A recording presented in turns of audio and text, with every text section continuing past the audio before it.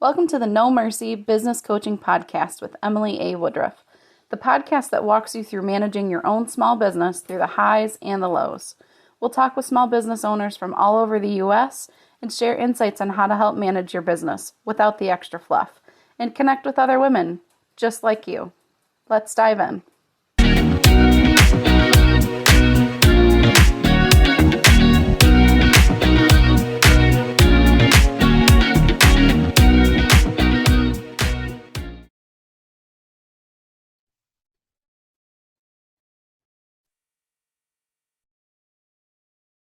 Well, hello, everybody. Welcome, and thank you so much for joining me again on another week of the No Mercy Business Podcast. This is your host, Emily A. Woodruff, and I have a very special guest with us today, Marissa Rehder from Marissa Rehder Coaching. Why don't you go ahead and give an introduction and tell us kind of what you're all about? Absolutely. First off, thank you so much for having me. I'm super Yeah. excited to be here with you today.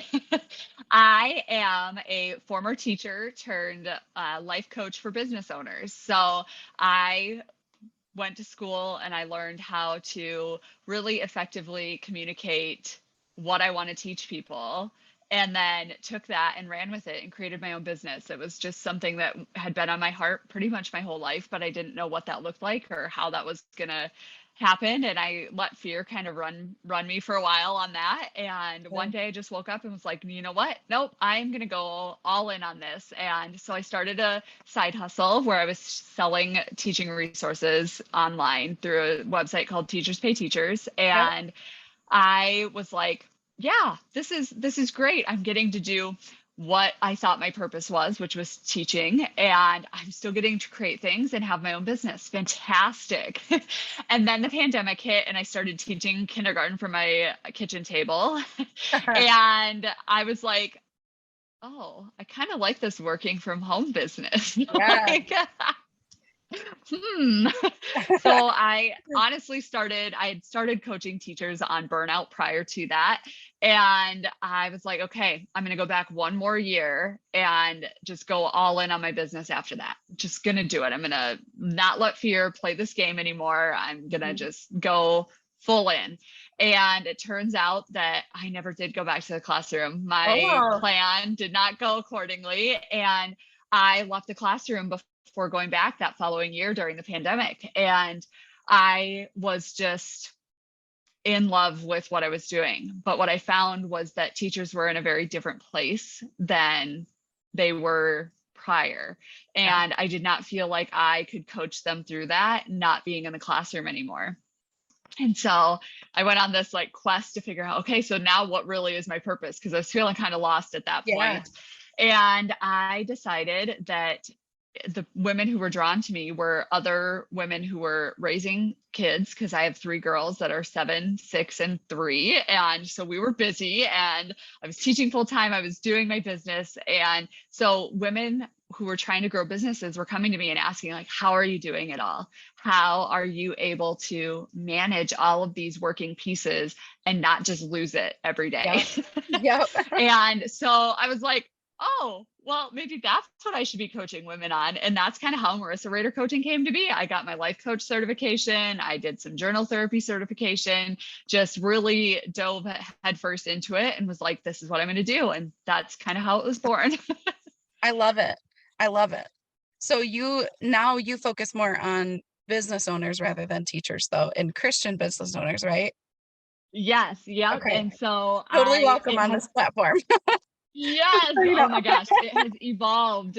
And when I was first starting out looking for a coach of my own to like help guide me in this space, they were like all in on manifestation. And if you just will it, you can do it. And I was like, kind of cringy. I was like, I mean, I totally know how science works and how our brains work, and that, affirmations and these positive statements and things like that really do help you. But I also knew, like, deep down that this was not me. This was not, I'm living this life for a much bigger purpose than my own happiness and my own, like family's well-being and stuff. But I was put on this earth to do God's work. And so I was like, I wish that I'd had that coach. So I spent a lot of time thinking that would limit I could work with, I would get canceled online or, Mm-hmm. all of these things that happen to women who speak out about what they believe in when it's not Yeah. the status quo. Yeah. And then finally one day I just woke up and I just had this very, very strong feeling. My marketing team was like, don't do it. Please don't do this. Please do not change your Instagram handle to Christian life coach. And I was like, Yeah. click, There did it it. Oh, goes. I'm so sorry. This is it. This is where we're going. Good. Well, and I have to be honest, I was looking at your Instagram. I looked at it the other day when we had initially connected, and then I looked again this morning, and I saw your post on affirmations, and I was like, Yes.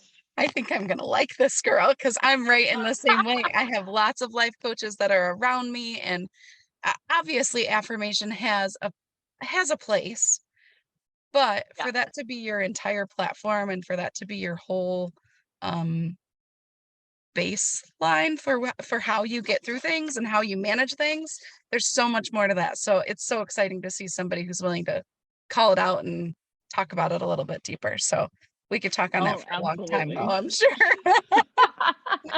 It's great. Oh, So you have a VIP method that you want to share with us. Why don't you talk about that for a little bit? absolutely. So one of the things was when women were coming to me, they were like, how are you managing this all? Like, how do you have so much time in your day? And I was like, I don't have any time in my day. I don't know what you're talking about. I am with small children from 8 a.m. to 4 p.m. Then I come home and I raise my own small children. Yeah. My husband farms. He is like, I last night was the earliest he's been home in weeks because we're in the middle of harvest. Yeah. And so we're talking like 1 a.m. He's averaging like 5 hours of sleep a night, I think, this Yeah. last month. And so people are like, literally, are you superhuman? No, I'm not. I'm actually quite lazy. And so I rely on systems. What I kind of mean, I'm a services do you go-getter and guys I will get do? things done. So we do crops, cattle, and hogs here in Iowa. Okay. And so Okay. we do corn and soybeans. So we are in the thick of it. Awesome. Awesome. Okay, keep going. Yes. Oh, no, you're good. And so I was like reflecting then, as one does, Mhm. in my lazy time is what I call it, where I was like, what is it? Like, how am I getting the things done that I need to? And it came down to that I know what my values are. I know where I stand. And that's evident when you hit my Instagram page or you hop on my website and things like that. You know exactly where I stand and what I value. And it's my family, it's my business, it's my faith, and just these different things. And so I was like, I need to really pinpoint what these words are. How, like, what's the legacy? What do I feel like I was put on this earth to do? And Mhm. how am I supposed to be showing up? And so I started paying attention to things that made me feel really, really great about just other people, stories that I was seeing in the news or that I was reading online Mhm. that just made my heart really, really happy. And then I also started paying attention to the ones that just really got me fired up, like almost borderline like angry, Yeah. because I knew, I was pulling then words from those scenarios that I wanted to be known for. And so like abundance is one of those words that gets thrown a lot around a lot lately Mhm. by those spiritual life coaches that we were previously talking about. But Yeah. for me, abundance means something completely different. I want an abundance of time with my family. I want an abundance of love in my life and support and all of these things. So abundance is one of my core values because Mhm. it doesn't just mean wealth. It Right. means all of these other things to me. And, family and productivity is one of my values. I want people to see me as that person who had an idea and followed through with it and then had integrity while she did it. Yeah. And so when I started pinpointing what those words were, I realized that my values were a big part of how I showed up in my daily life and why I was able to get done all the things that I was getting done in a day and doing it in a graceful way on top of Mhm. it. And so that is one piece of it. That's the V to the VIP method, is knowing what your values are and how you want to show up in the world. And then the I is intention, actually setting the intention to be that person then. And don't get me wrong, there are so many days where I fall flat on my face in more than one Right. areas of those values.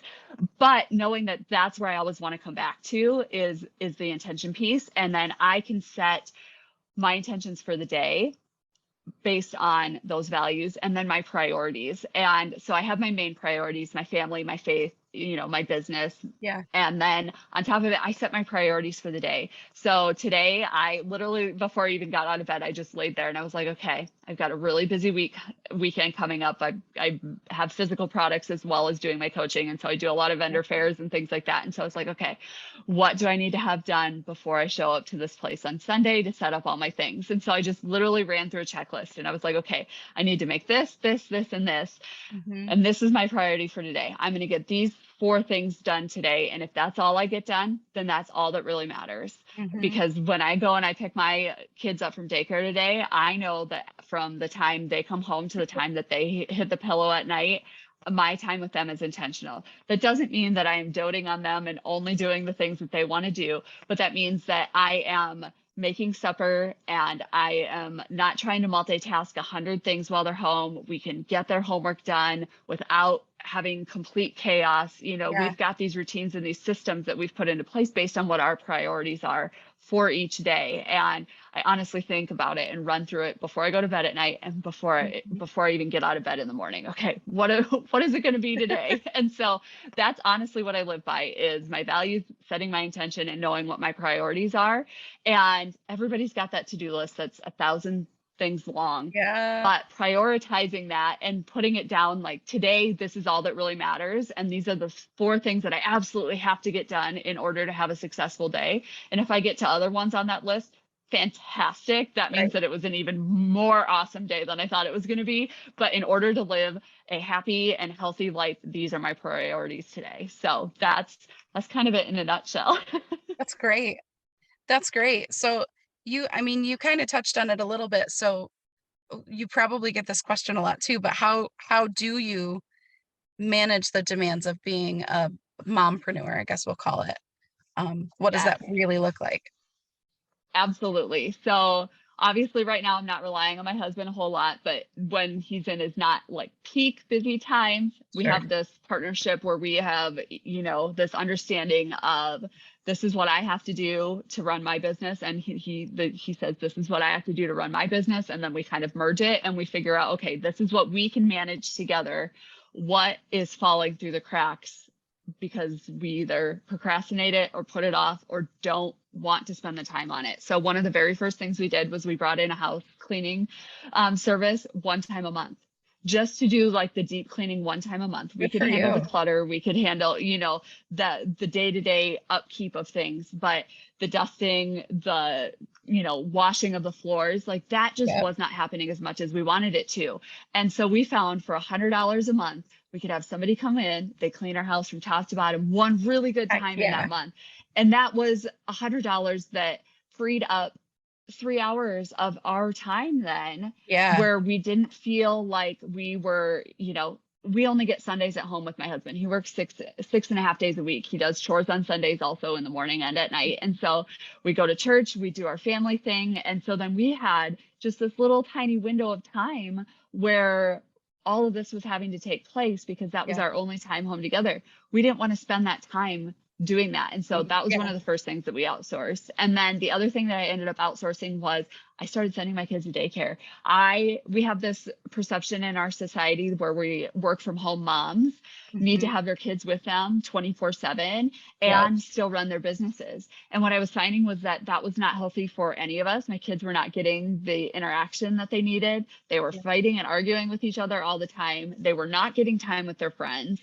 And I wasn't getting things done the way I wanted to either. And so I was stressed because I was, being pulled in 100 different directions all day long. So childcare was another thing that we outsourced. And so our 2 oldest are actually in school now, but our youngest goes to daycare 4 days a week. And Wednesdays are her at home with mommy day. And so I still take a day to just be with her. And I might do some business related tasks if she's, entertained or doing something, but it gives her time at home with me and me time with her, which is amazing. But that's one thing that I think women really struggle. They have that guilt that just kind of hits them in the core of their mommy well-being. Like, I want to be a stay-at-home mom, but what does that actually look like for you? What you have to weigh the pros and the cons of it. I was just talking to somebody yesterday where she was like, for the first year of my child's life, it worked great because they weren't all over the place getting into Right. everything.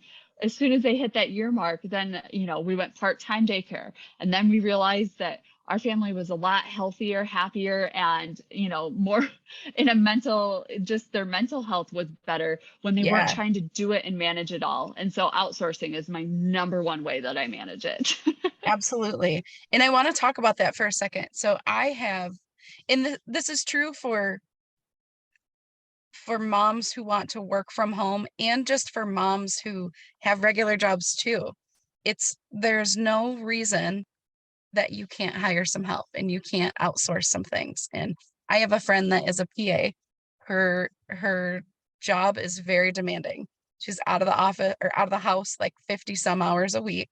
She has two littles at home. Her husband works too, but she is the main provider for cleaning and cooking and general care of the kids. She's still expected to maintain this kind of old school theory of women's work, and she comes home and she's exhausted from serving other people every day. They are very devoted to their church. I have told her for 5 years, you need a maid. I just can't Yes. do that. I can't do it. I'm like, yes, you can. You have the means. Why not? Why kill yourself over this? Why burn yourself out? There are people in that role, in that job, because they're good at it and that's what they do. And you're helping somebody else. That's what I try to do, is like, look at what you do for them. If you can't convince Exactly. I'm like, it's a service to them. So I just want to kind of highlight that a little bit, that it's not just for work from home parents. It's anybody who needs it.